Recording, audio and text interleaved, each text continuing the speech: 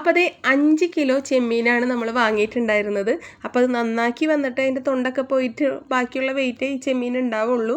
പിന്നെ ഒരു പിടി നമ്മൾ റോസ്റ്റ് ചെയ്യാൻ എടുത്തിട്ടുണ്ടായിരുന്നു. ഒരുപാടൊന്നും എടുത്തിട്ടുണ്ടായിരുന്നില്ല കേട്ടോ, ജസ്റ്റ് ഒരു പിടി എടുത്തിട്ടുണ്ടായിരുന്നുള്ളൂ. ബാക്കിയുള്ള ഫുള്ള് ചെമ്മീനും നമ്മൾ അച്ചാറിട്ടിട്ടുണ്ട്. ഷോർട്സ് കണ്ടിട്ട് വന്ന ആരെങ്കിലും ഉണ്ടെങ്കിൽ ഒന്ന് കമൻറ്റ് ചെയ്യണേ. പിന്നെ ലൈക്കും കമൻറ്റും ഒന്നും ചെയ്യാനും മറക്കരുത്. പിന്നെ ആദ്യമായിട്ട് കാണുന്ന കൂട്ടുകാരാണെങ്കിൽ പ്ലീസ് ഒന്ന് സബ്സ്ക്രൈബും കൂടെ ചെയ്തേക്കണേ. കഴിച്ചവരൊക്കെ പറഞ്ഞേട്ടാ സൂപ്പർ ടേസ്റ്റാണ്, അടിപൊളിയായിട്ടുണ്ട് എന്നിട്ടാ. ഒരാളെടുത്ത് റിവ്യൂ തരാൻ പറഞ്ഞപ്പോൾ പറഞ്ഞത് അച്ചാറ് കൊടുത്തയച്ച കുപ്പിയിൽ അവർ ചെടി തട്ടുമെന്ന്, അതായത് അച്ചാറ് തീർന്നിട്ട് ചെടി തട്ടു വെച്ചു കേട്ടോ. അത്രയ്ക്ക് അടിപൊളി ടേസ്റ്റ് ആയിരുന്നു എന്നാണ് ആ പറഞ്ഞതിൻ്റെ ഉദ്ദേശം. അപ്പോൾ ഈ ചെമ്മീനിൽ ആദ്യം തന്നെ നമുക്കൊന്ന് മസാല തേച്ച് വെക്കണം. അപ്പോൾ അതിനായിട്ട് 1 ടേബിൾ സ്പൂൺ ഉപ്പ്, 1 ടീസ്പൂൺ മഞ്ഞൾപ്പൊടി, ഒരു 2 ടേബിൾ സ്പൂൺ മുളക് പൊടിയും കൂടെ ഇട്ടിട്ട് നന്നായിട്ട് മസാല തേച്ച് പിടിപ്പിക്കാം കേട്ടോ. അതോടൊന്ന് മാറ്റി വയ്ക്കാം. ഒരു അരമണിക്കൂർ റെസ്റ്റ് ചെയ്യാൻ വെക്കാം കേട്ടോ. ഇനി ഇതേ നമ്മളിതൊന്ന് വറുത്തെടുക്കണം. അപ്പോൾ വറക്കാനായിട്ട് ഞാൻ വെളിച്ചെണ്ണയാണ് ഉപയോഗിക്കണത്. നിങ്ങൾ ഒരുപാട് നാളത്തേക്ക് വെക്കാനാണെങ്കിൽ എണ്ണ ഉപയോഗിച്ചാൽ മതി. പക്ഷേ വെളിച്ചെണ്ണയിൽ ഇടുമ്പോഴാണ് ടേസ്റ്റ് കൂടുതലായിട്ട് എനിക്ക് തോന്നിയിരിക്കണത് കേട്ടോ. ഇതിപ്പോൾ നമ്മൾ 2 ഫ്രണ്ട്സിനും കൊടുക്കണം എന്ന് വിചാരിച്ചിട്ടുണ്ട്. പിന്നെ ബാക്കിയുള്ളത് ഒരാഴ്ച പോലും തികയുന്ന എനിക്ക് തോന്നണില്ല. അല്ലാണ്ട് ഒരുപാട് കാലത്തേക്കൊന്നും നമ്മൾ എടുത്ത് വെക്കില്ല. അപ്പോൾ അതുകൊണ്ട് ഞാൻ വെളിച്ചെണ്ണയിലാണ് കേട്ടോ വറക്കണത്. അപ്പോൾ അത് 2 ചട്ടിയിലായിട്ട് ഞാൻ ചെമ്മീൻ വറുത്തെടുത്തിട്ടുണ്ട്. ഇനി നമുക്ക് വേണ്ടത് ഒരു 100 ഇഞ്ചി, ഒരു 150 വെളുത്തുള്ളി, 10-25ഓളം പച്ചമുളക് ഞാൻ എടുത്തിട്ടുണ്ട് കേട്ടോ. വെളുത്തുള്ളി കുറച്ച് കൂടുതൽ എടുത്തിട്ടുണ്ട്, കാരണം എനിക്ക് ഈ അച്ചാറിലെ വെളുത്തുള്ളി ഭയങ്കര ഇഷ്ടമാണ് കഴിക്കാനായിട്ട്. ഇതിൽ വെളുത്തുള്ളി മാത്രമല്ല ഇഞ്ചി പോലും കഴിക്കാൻ നല്ല ടേസ്റ്റ് ആയിരിക്കും കേട്ടോ.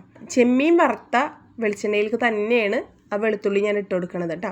ഭയങ്കര വലിയ വെളുത്തുള്ളി ആയ കാരണം 1-2 മുറിച്ചും കൂടെ കൊടുത്തിട്ടുണ്ട്. ഇഞ്ചിയും പച്ചമുളകും ചെറുതായിട്ട് കുനുകുനാക്കി മുറിച്ച് വെച്ചിട്ടുണ്ട്. വെളുത്തുള്ളി ഒന്ന് വഴറ്റിയതിന് ശേഷം നമുക്ക് ഇഞ്ചി ഇട്ട് കൊടുക്കാം. അതൊന്ന് വഴറ്റിയതിന് ശേഷം പച്ചമുളക് ചേർത്ത് കൊടുക്കുന്നുണ്ട്.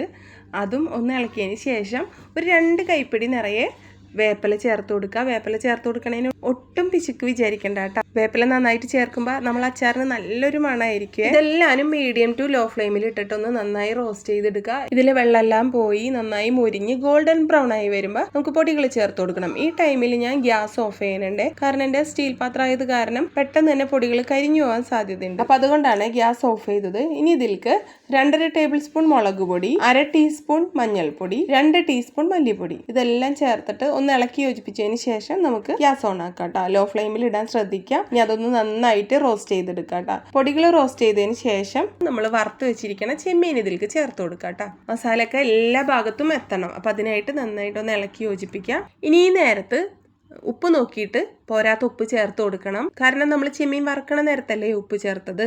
അപ്പം അച്ചാറിൻ്റെ അവസാന ഘട്ടത്തിലേക്ക് ഇതേ കടന്നുകൊണ്ടിരിക്കുകയാണ്. ഇനി ഇതിലേക്ക് 1/2 ടീസ്പൂൺ കായപ്പൊടി, 1/2 ടീസ്പൂൺ ഉലുവയുടെ പൊടിയും കൂടെ വീട്ടിൽ വറുത്ത് പൊടിച്ചതാണ് ചേർത്ത് കൊടുക്കുന്നത്. വീട്ടിൽ വറുത്ത് പൊടിക്കുക തന്നെ വേണം കേട്ടോ.